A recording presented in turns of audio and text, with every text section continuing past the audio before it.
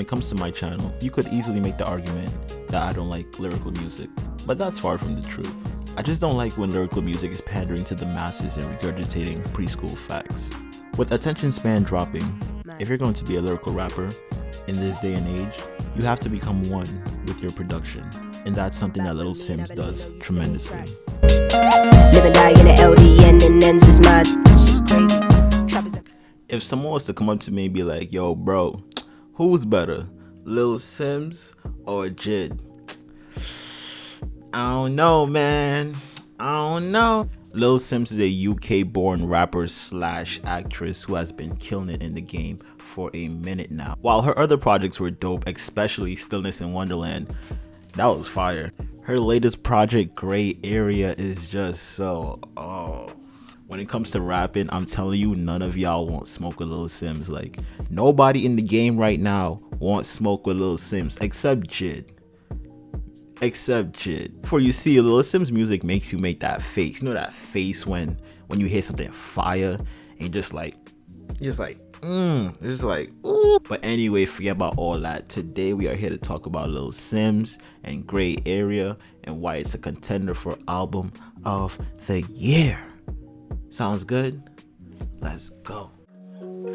Now, obviously, I've grown up listening to Lauryn Hill and like Biggie and Nas, and so I'm obviously very inspired by those guys. But I think now, like, you know what I'm saying, Osiris inspires me, like people that I'm around that are just great musicians and that have great ears and like understand music and that I can learn from. That's inspiration to me.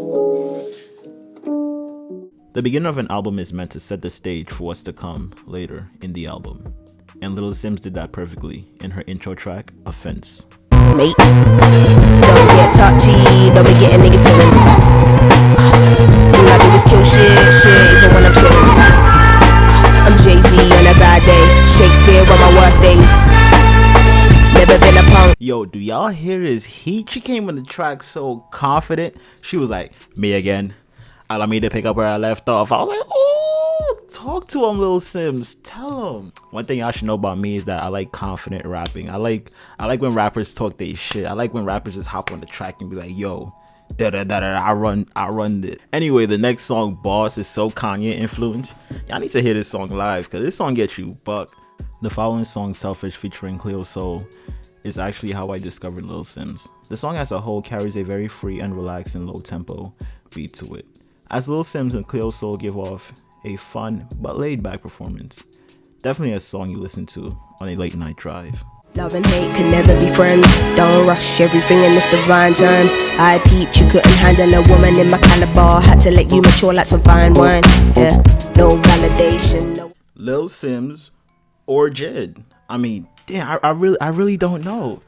I mean, J.I.D did call a girl pussy a haunted house. I ain't forget about that, J.I.D. I ain't forget about that. Coming up, we move from the calmest song on the album to the most aggressive song on the album, and that song is Venom.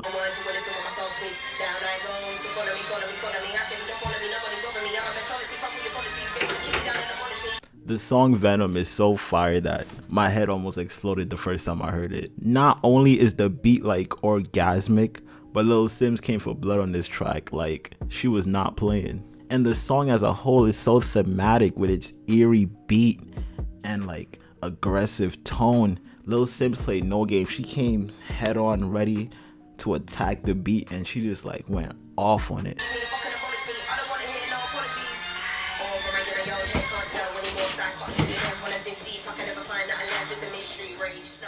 If you're not convinced by now that Little Simz is somebody you don't want smoke with, she hits us with the song Pressure. The song Pressure is telling us to wake up and realize that not everybody is who they say they are. One thing I really like about Little Simz is that even though she is a lyrical rapper, she doesn't suffocate you with her bars. She always knows when to take a back seat and let the music breathe.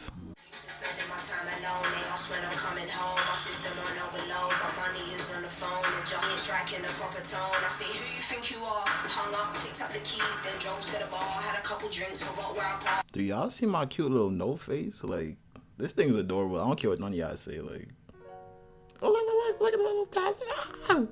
Yo, the theming and the storytelling of the track Therapy is just immaculate. The entire song is Little Simz talking to her therapist, telling her all her life conundrums. And in the end, she realized that her therapist isn't really saying much to her.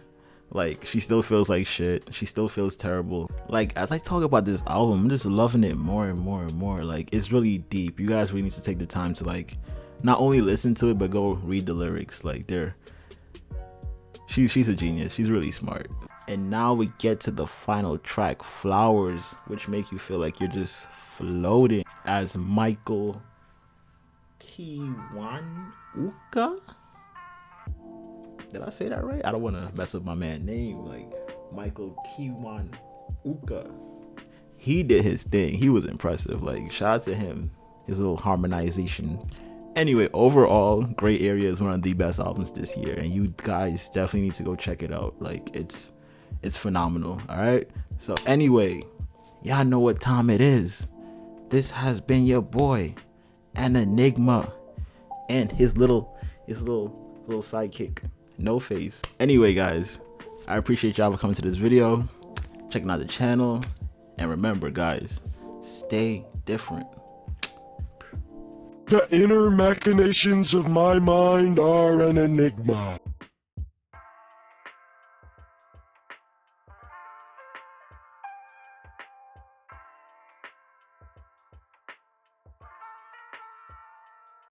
From the start.